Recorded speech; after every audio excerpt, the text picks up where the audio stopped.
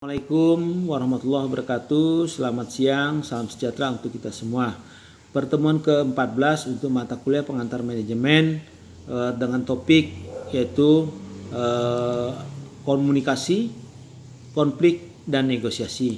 Nah, di sini yang akan saya bicarakan yang pertama adalah dalam kaitan dengan proses komunikasi, kemudian mengelola konflik dan juga mengelola negosiasi. Nah, komunikasi dalam ilmu organisasi atau ilmu manajemen adalah proses pemindahan pengertian dalam bentuk gagasan atau informasi dari seseorang ke orang lain. Nah, perpindahan pengertian tersebut melibatkan lebih dari sekedar kata-kata yang digunakan dalam percakapan, tetapi juga ekspresi wajah, intonasi, vokal, dan sebagainya. Kemudian yang kedua, pengertian daripada komunikasi organisasi. Nah, komunikasi organisasi adalah suatu sarana di mana manajemen mengkoordinasikan sumber bahan dan sumber daya manusia melalui pola struktur formal dari tugas-tugas dan wewenang. Nah, kemudian apa saluran komunikasi dalam suatu organisasi?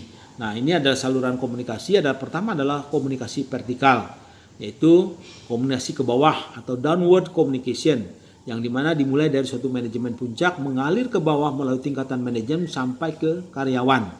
Nah, fungsi arah komunikasi dari atas ke bawah ini adalah pemberian instruksi kerja, penjelasan dari pimpinan, penyampaian informasi tentang peraturan, juga terkait dengan pemberian motivasi kepada karyawan. Nah, kemudian yang kedua adalah komunikasi ke atas atau upward communication, yaitu komunikasi yang terjadi pada saat bawahan mengirim pesan kepada atasan. Nah, fungsi arah komunikasi dari bawah ke atas ini adalah pertama adalah penyampaian informasi tentang pekerjaan. Nah, penyampaian informasi tentang persoalan pekerjaan, penyampaian saran perbaikan dari bawahan. Juga bisa penyampaian keluhan dari bawahan tentang hal-hal yang terkait dengan pekerjaan.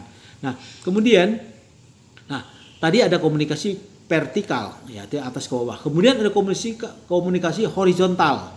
Nah, ini merupakan komunikasi yang berlangsung di antara para karyawan atau bagian yang memiliki kedudukan yang setara, ya, atau selevel.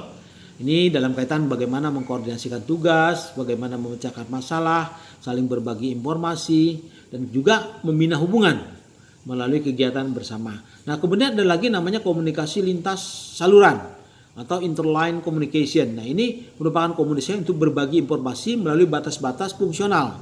Nah, ini adalah yang terkait dengan saluran komunikasi. Nah, kemudian hal yang selanjutnya ingin saya jelaskan adalah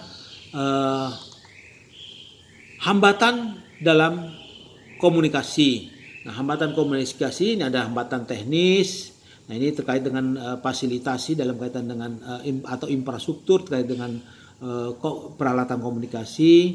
Juga kaitan dengan hambatan semantik, kemudian hambatan manusiawi, ya. Nah, kemudian selanjutnya terkait dengan yang komunikasi ada hal-hal yang terkait dengan yang namanya konflik. Nah, bagaimana mengelola konflik? Apa pengertian konflik? Ya, ini akan saya sampaikan. Yang pertama adalah konflik ini secara etimologi berasal dari kata bahasa Latin yaitu kon, yang artinya bersama, dan pliger yang artinya benturan atau bertabrakan. Jadi secara umum konflik ini merupakan suatu peristiwa atau fenomena sosial di mana terjadi pertentangan atau pertikaian, baik antar individu dengan individu, individu dengan kelompok, kelompok dengan kelompok, maupun kelompok dengan pemerintah. Nah, konsep tentang konflik. Nah, berdasarkan fungsinya konflik ini adalah ada dibagi dalam dua macam.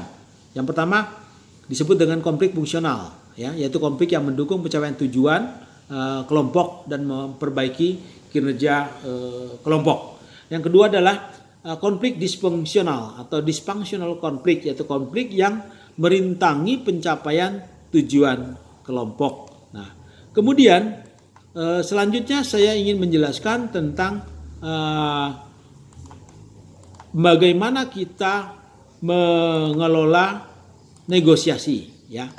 Nah, dalam kaitan dengan mengelola negosiasi ada beberapa hal yang perlu kita cermati.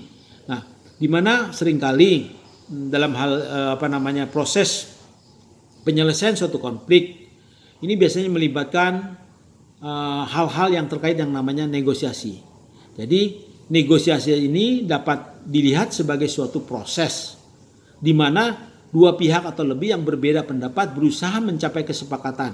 Nah, dalam konteks organisasi, negosiasi itu bisa terjadi antara dua orang, ya, dalam satu kelompok, antar kelompok, juga bisa dalam bentuk-bentuk lainnya. Nah, kemudian apa itu elemen konflik? Negosiasi, ya, dalam kaitan dengan mengelola konflik atau menyelesaikan konflik, ada negosiasi. Ada 4 elemen dalam negosiasi. Yang pertama adalah ketidaksepakatan atau konflik dalam batas tertentu. Kemudian adanya ketergantungan antar pihak yang saling terlibat. Kemudian situasinya, ya, yang menyebabkan konflik ini bisa diselesaikan dengan negosiasi dan adanya suasana yang kondusif. Nah, kemudian adanya kemungkinan dicapainya suatu kesepakatan.